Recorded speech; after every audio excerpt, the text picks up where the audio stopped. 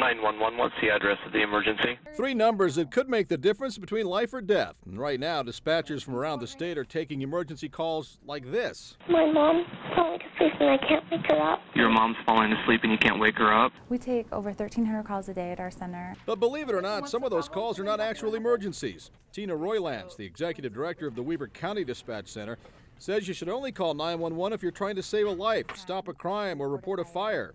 Or if there's a time when you're uncertain if you should call 911, then you should definitely dial 911. When you do call 911, you'll need to give dispatchers an address of the emergency. You'll also need a phone number to reach you in case you get disconnected. And most importantly, stay calm. And we understand people are upset and panicked when they call in, and we're trained to handle that, but it does help if they take just a minute and familiarize themselves with where they're at, especially if they're on the road. Important tips, but what if you have kids? Do they know what to do in an emergency?